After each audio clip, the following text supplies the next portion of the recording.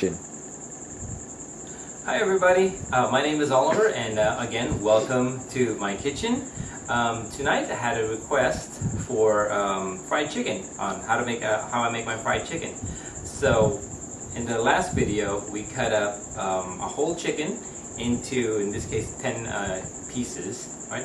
If you'd like to know how to do that, please just go ahead and look up the video on how to cut up a whole chicken. Right?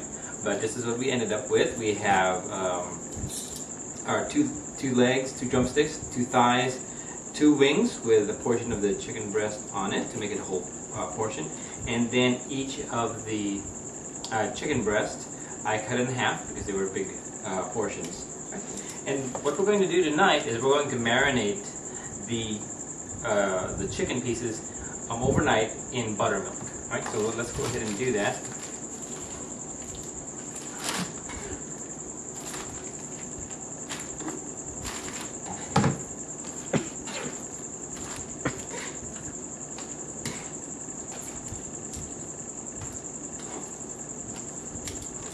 Okay, I'm going to put it in a zip top bag, and in case the zip top bag has got a leak, I'm going to put it in this container for insurance. Alright, and we're going to take about 1 cup of buttermilk.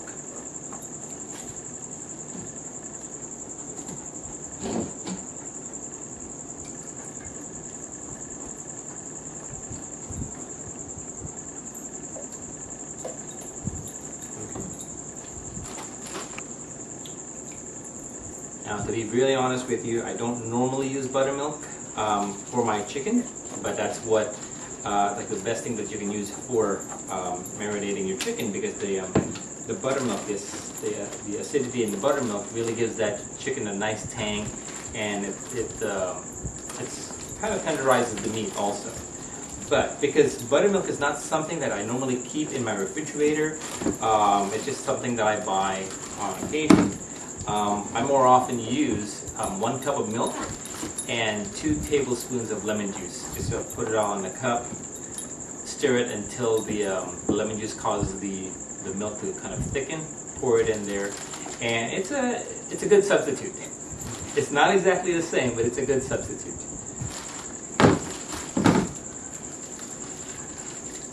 Okay, looks like we've got plenty of buttermilk in there. I'm going to go ahead and close the bag. Get as much air out as possible.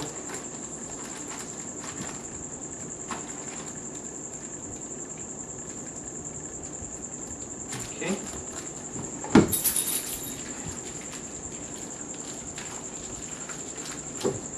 And just let that marinate overnight. Right. So I'm going to go ahead and put this in the refrigerator. Let it kind of marinate overnight, and in the morning I'm going to go ahead and take the bag, flip it over so the other side gets marinated as well, and then it'll be ready for us in the evening tomorrow for dinner. Alright? Okay, so I'll see you tomorrow night. Bye-bye.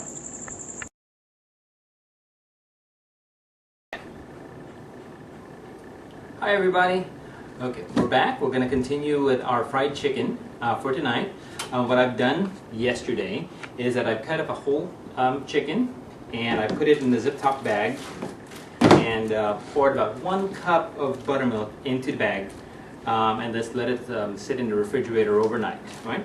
About 45 minutes, half an hour ago, I took the chicken out of the refrigerator and just left it on the counter so that it gets back onto it gets to room temperature as opposed to being so cold. It just allows the chicken to cook more evenly, right? As opposed to having the center cold and then while the outside is cooking. Right? So this is at room temperature now. We're just going to go ahead and drain it.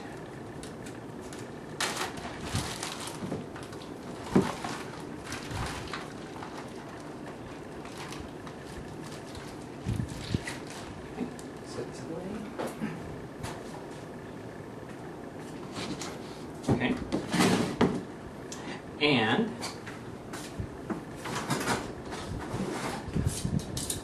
go ahead and put it here so we can season it.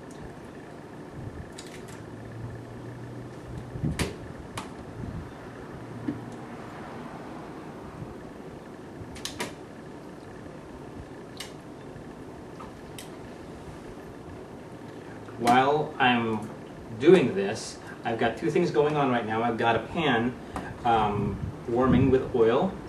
The oil is about 1/3 of the way from the height of the pan. That's only 1/3. Whenever you're frying, because the oil has got a tendency to bubble over whenever you put food in it, especially food with a lot of moisture, don't fill up your pan more than halfway up with oil. Okay, and this, in this case, we have it's filled up about 1/3 of the way up. And then that's one thing. As far as the oil goes, when you're deep frying, you want to use oil that has got a very high smoke point. For example, extra virgin olive oil is not a good choice because it's got a low smoke point. It'll burn at a lower temperature compared to other oils. In this case, we're using canola. You can also use peanut oil or vegetable oil. Those work fine. Okay. The other thing that I've got ready is I've got the oven set to 170 degrees right now. Because I know that all of this chicken is not going to fit into one pan in one cooking, so we're going to cook it in batches. And while when the first batch is done, I'm going to put it on a tray and cook it leave it in the oven at 170 degrees, so that it keeps warm without actually overcooking. And while the second batch is cooking. Okay. So that's going on. I'm looking for a temperature of about 350 degrees in that oil. Okay, next thing we're going to do is we're going to go ahead and season, create a rub, seasoning rub. So you can use whatever kind of seasoning you'd like to use. This is just something that I like. I'm pretty sure I found it in the recipe somewhere and modified it. So we're going to have 2 tablespoons of kosher salt,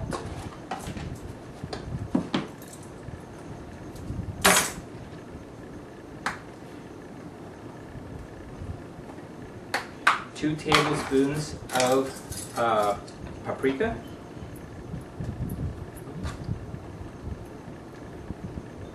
2.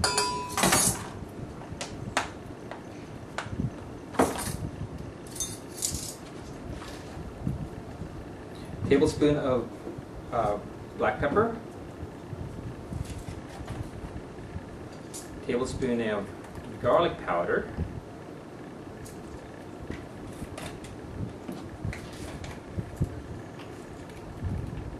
tablespoon of onion powder, and if you like extra heat, which case we do, about a tablespoon of cayenne pepper. So again, you can use any kind of seasoning that you like. And we're just going to go ahead and stir this around. Okay.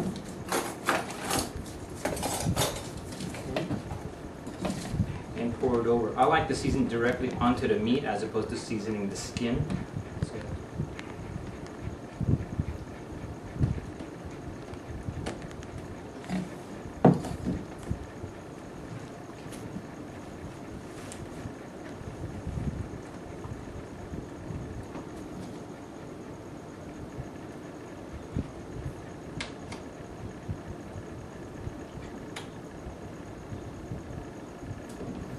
One thing, if you season the meat directly and then put the skin over it, the skin will actually protect all that seasoning from getting cooked out by the heat of the oil.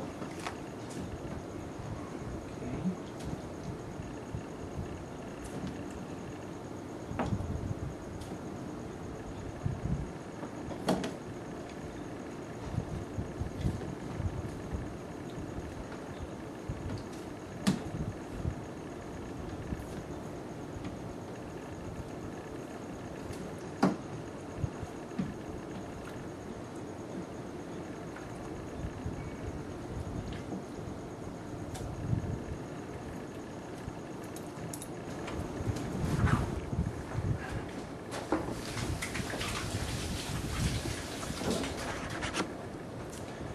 now that we've got the chicken seasoned, we're going to also season our flour.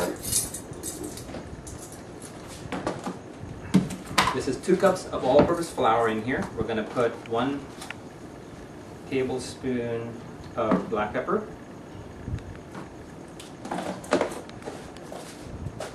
and 1 tablespoon of kosher salt.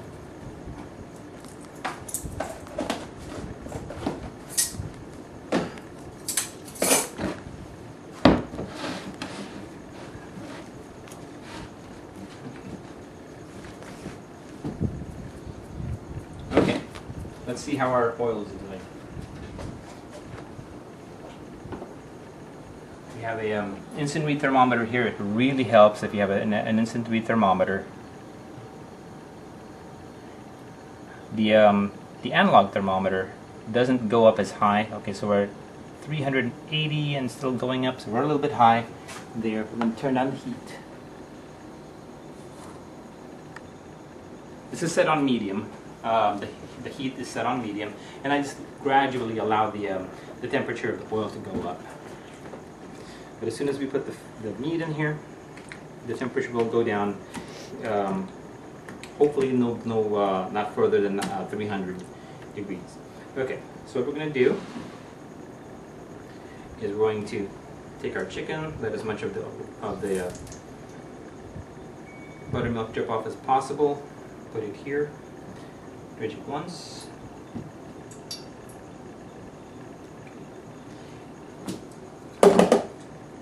My family likes extra crispy chicken. Put that over here. So what I do, I shake off as much of the flour as possible, put it back into the buttermilk that I had.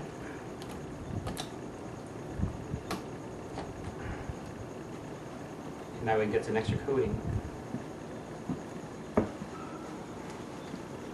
It gets an extra coating of flour. Right? Where's the other thigh? There we go. The order that we're going to put that in, there it is. The order that we're going to put it in is in the order of how long it takes for the chicken to actually cook. The thighs and are going to go in first because they take the longest to cook. And then the chicken legs. And then the wings. And finally the chicken breasts.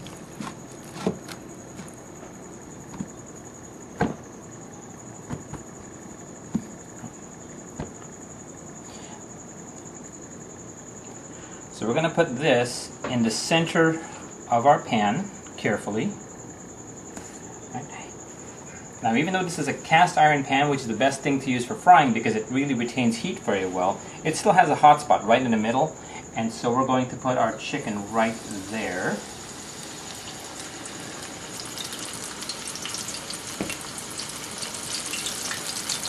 Carefully lower it.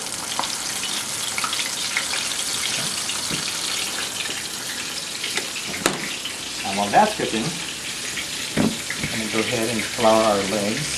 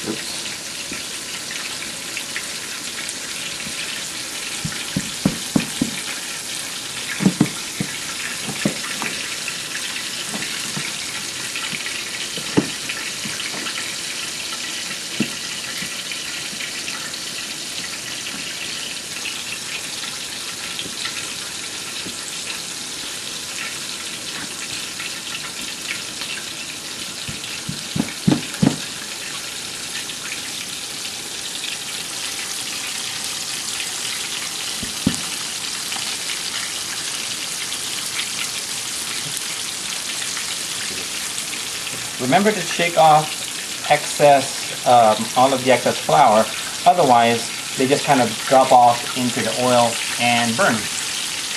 We'll try to get as much of the excess oil out as possible. Okay. You can fit the wings in there, so let's go ahead and put it in there.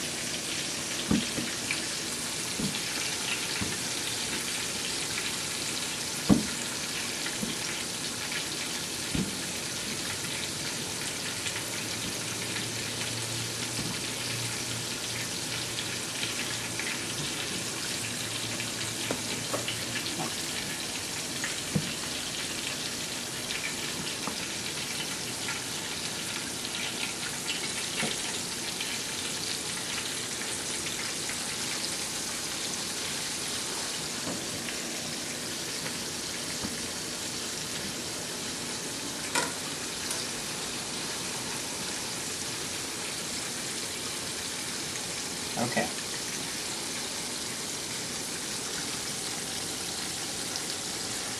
Alright, so what we're going to do is we're going to cook this, allow this to cook for about 12 minutes, all in all, right?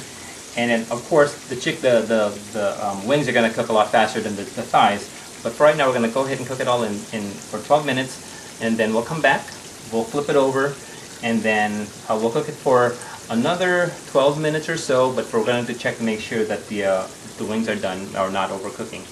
Okay, so I'll see you back here in about another 10 minutes or so. Okay, bye. Hi everybody, we're back.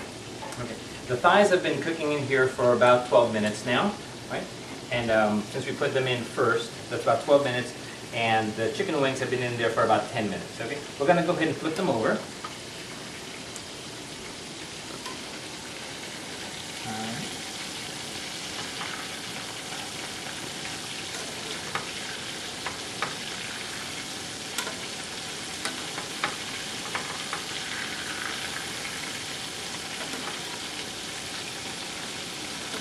Looking good.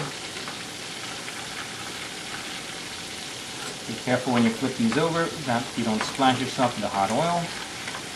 There you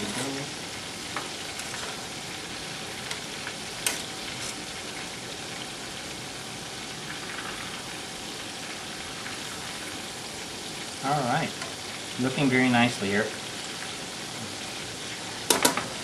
I'm going to go ahead and just increase the oil just a little bit, the temperature just a little bit higher, just because we introduced the cold side.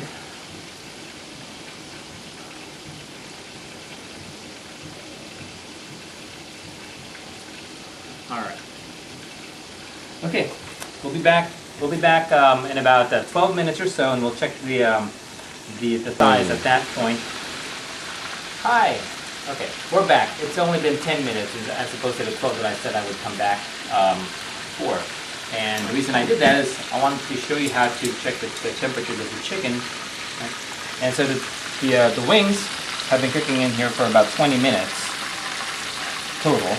And so what you want to do is just check the temperature of the wing in the meatiest part. So we have the wing here, this is all bone, that's all bone. You don't want to touch the bones when you're taking the temperature, because that'll, the bones conduct heat, and it's going to give your readings an inaccurate reading. So you want this to be about 160, 155 to 160 to 176. So that's definitely cooked.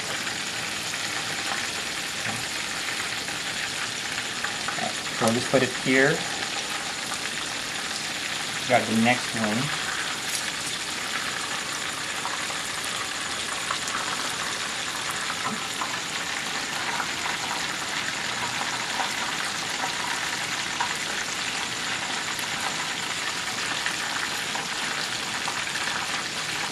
Okay, it's a lot more cooked than I would like, or what I preferred, but that's okay. It's still cooked. Now, next thing we're going to do is check the drumsticks.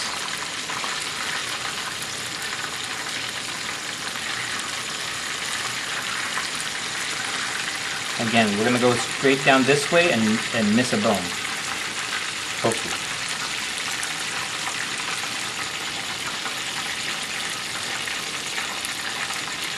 Okay.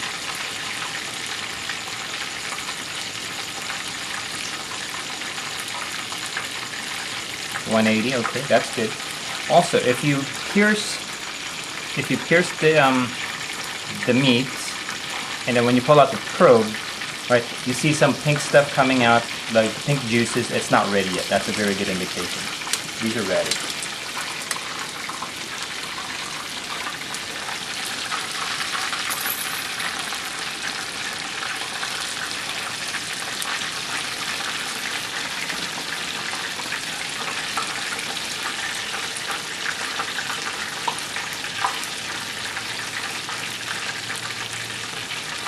Okay.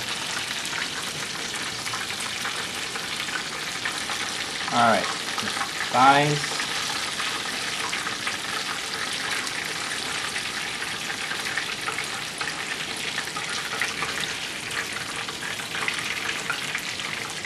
Notice that I'm taking the pieces out of the pan in the opposite order, or the reverse order that I put them in, just to allow the thighs more time to cook. So this one is not quite,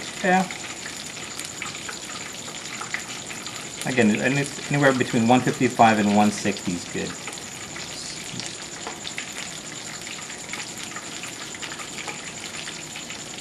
Trying to miss a bone here. 161. Okay, that's good.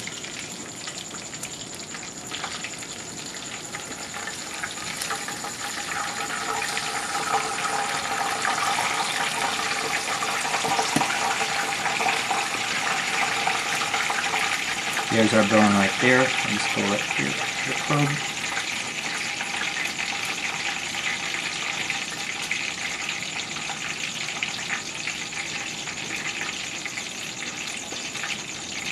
The 164, that's good. And then we pull out the probe, and all we see are clear juices. I don't see any pink coming up. So that's good. Look, we can take another temperature somewhere else. Different location here. Okay. Doing very well. Okay. Oh, and notice that I have got a different tong when I pull the finely cooked meat out of the skillet. Don't use your tongs that you use for the raw meat. Pull out the cooked meat. That's just not safe. Okay. This one I already dredged in flour earlier, the first layer. I'm going to dredge it again in flour before the second layer. Shake off excess. I don't have a good grip. Okay. And gently put it in the oil.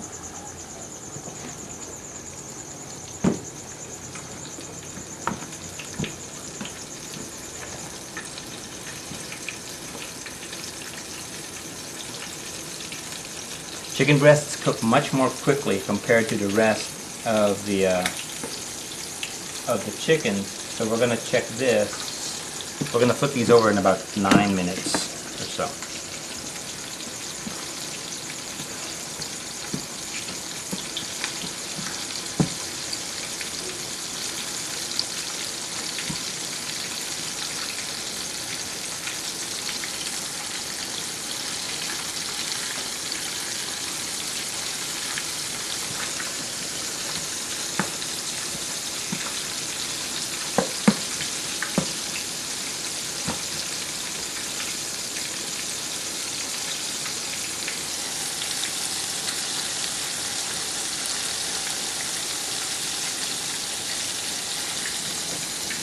Okay, we'll see you back here in about 9 minutes or so. Actually. Hi everybody. Okay, about 9 minutes has passed away. passed by. We're going to go ahead and flip these over. And nice. Oops.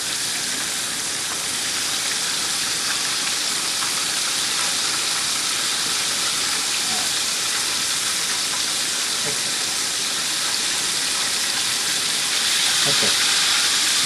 I'm going to check back on these in about 5 or 6 minutes or so. So I'll let you know when it's done. We'll see you back here. Hi everybody. Okay, we're back. So in about 5 minutes or so.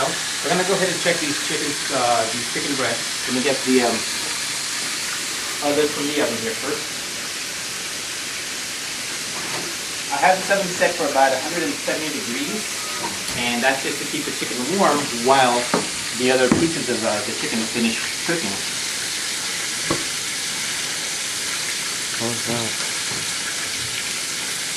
Okay, so we have different sizes of chicken breasts here. We have the thinner ones. We're going to go and check those. That one's definitely cooked. It's definitely cooked. It's 190, which is way over what I would prefer it. Okay, there's another one.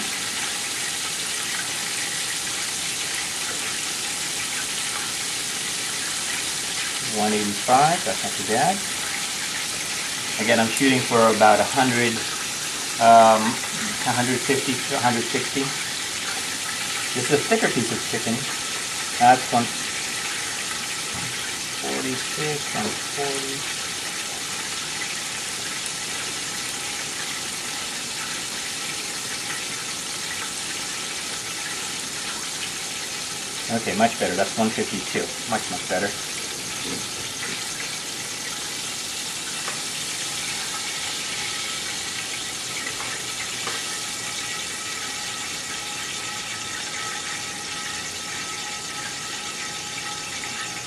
$154, $153. Perfect. Okay, great. So the two thinner ones, the two thinner pieces of the chicken breast were overcooked. I should have taken them out earlier, but these two came out nicely though. Okay, and that's it. I'm gonna go ahead and enjoy our dinner now. Hope that you enjoyed the session. One thing to keep in mind though, the times that I mentioned to you, about 12 minutes for the chicken thighs. That's a pretty good general rule. If you get smaller pieces of chicken, you know, of course, the pieces are going to be smaller, so the time will adjust. So just keep those as a guideline, not a set rule. You should check it around 10 minutes or so, just to make sure that everything is going nicely. Flip it over about 10 minutes or so. It's better to have it just right than overcooked or undercooked. All right, and that's it. Have a great night and enjoy the evening. Hi, I just wanted to add a few notes, kind of to mention on the safety side here.